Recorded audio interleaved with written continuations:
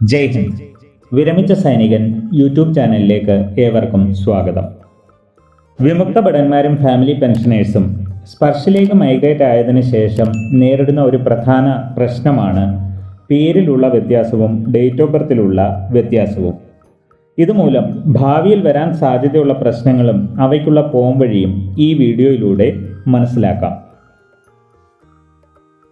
സ്പർശിൽ migrate ആയവരിൽ പ്രധാനമായും പഴയ pensioners നേരിടുന്ന ഒരു പ്രധാന പ്രശ്നമാണ് ഭാര്യയുടെ പേരിലെ വ്യത്യാസവും ഡേറ്റ് ഓഫ് ബർത്തിലുള്ള വ്യത്യാസവും. ഈ രണ്ട് കാര്യങ്ങളിലും എത്രയും വേഗം തിരുത്തൽ വരുത്തിയില്ലെങ്കിൽ ഭാവിയിൽ വരാൻ സാധ്യതയുള്ള ഏറ്റവും വലിയ പ്രശ്നമാണ് ഫാമിലി പെൻഷൻ ലഭിക്കുന്നതിൽ തടസ്സം നേരിടാം എന്നുള്ളത്.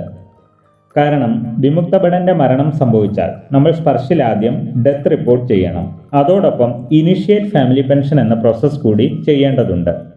അപ്പോൾ നമ്മൾ ഫാമിലി പെൻഷനറുടെ അതായത് ഭാര്യയുടെ മറ്റു ഡീറ്റെയിൽസിനൊപ്പം ആധാർ കാർഡിൻ്റെ കോപ്പി കൂടി സ്പർശിൽ നൽകേണ്ടതുണ്ട്.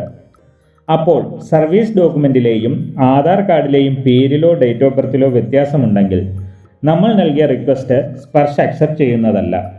പിന്നീട് സർവീസ് ഡോക്യുമെൻറ്റിൽ പേരോ ഡേറ്റ് ഓഫ് ബർത്തോ തിരുത്തിയതിന് ശേഷമേ ഫാമിലി പെൻഷന് അപേക്ഷിക്കാൻ സാധിക്കൂ. അതിന് മാസങ്ങളോളം സമയമെടുക്കുകയും ചെയ്യും. ആയതിനാൽ മുകളിൽ പറഞ്ഞ പ്രശ്നങ്ങളുള്ള വിമുക്ത ഭടന്മാർ എത്രയും വേഗം ഭാര്യയുടെ പേരിലെ വ്യത്യാസവും ഡേറ്റ് ഓഫ് ബർത്തിലെ വ്യത്യാസവും തിരുത്തേണ്ടതാണ്. ആദ്യം നമുക്ക് ഭാര്യയുടെ ഡേറ്റ് ഓഫ് ബർത്തിലെ വ്യത്യാസം സ്പർശിൽ എങ്ങനെ മാറ്റാമെന്ന് മനസ്സിലാക്കാം. നമ്മുടെ സ്പർശ് പ്രൊഫൈലിൽ ഭാര്യയുടെ പേര് ആധാറിലെ പേര് പോലെ തന്നെയാണെങ്കിലും ഡേറ്റ് ഓഫ് ബർത്തിൽ മാറ്റമുണ്ടെങ്കിൽ ആദ്യമായി ചെയ്യേണ്ടത് ഭാര്യയുടെ SSLC ബുക്കോ ബർത്ത് സർട്ടിഫിക്കറ്റോ കയ്യിലുണ്ടെങ്കിൽ അതിൻ്റെ ഒരു കോപ്പിയോടൊപ്പം ആധാർ പാൻ കാർഡുകളുടെ കോപ്പിയും കൂടി ഒരു PDF ഡോക്യുമെൻ്റ് ആക്കി സ്പർശിൽ അപ്ലോഡ് ചെയ്താൽ മതിയാകും. മിക്കവാറും എല്ലാ റെക്കോർഡുകളും ഇങ്ങനെ നമ്മൾ നൽകുന്ന ഡോക്യുമെൻറ്റിൻ്റെ അടിസ്ഥാനത്തിൽ ഡേറ്റ് ഓഫ് ബർത്തിൽ മാറ്റം വരുത്തുന്നുണ്ട്. AMC റെക്കോർഡ്സ് പോലെയുള്ള ചില റെക്കോർഡുകൾ മാത്രമാണ് ഇത് അക്സെപ്റ്റ് ചെയ്യാതെ ഇരിക്കുന്നത്. എന്നാൽ സ്പർശിൽ ഭാര്യയുടെ പേരിലെ വ്യത്യാസമുണ്ടെങ്കിൽ അത് തിരുത്താനായി ജില്ലാ സൈനിക് ബോർഡിൽ വഴി തന്നെ ആപ്ലിക്കേഷൻ നൽകേണ്ടതായി വരും. അതുപോലെ തന്നെ സ്പർശിൽ ഭാര്യയുടെ പേരിലും ഡേറ്റ് ഓഫ് ബർത്തിലും വ്യത്യാസമുള്ളവരും ജില്ലാ സൈനിക ബോർഡ് വഴി തന്നെ അപേക്ഷിക്കേണ്ടതായി വരും.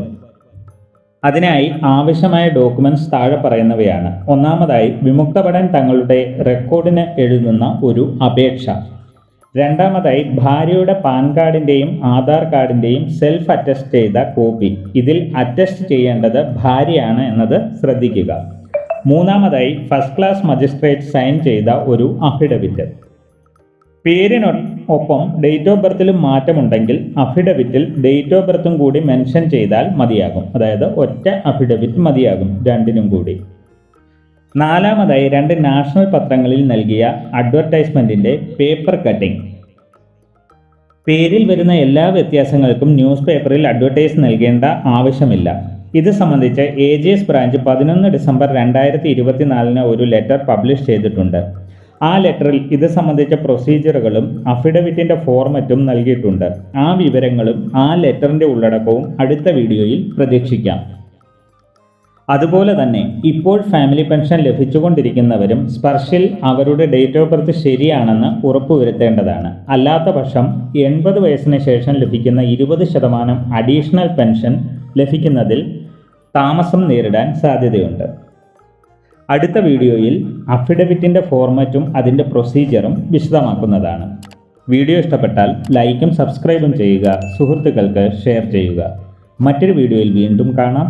ജയ് ഹിന്ദ്, വന്ദേ മാതരം.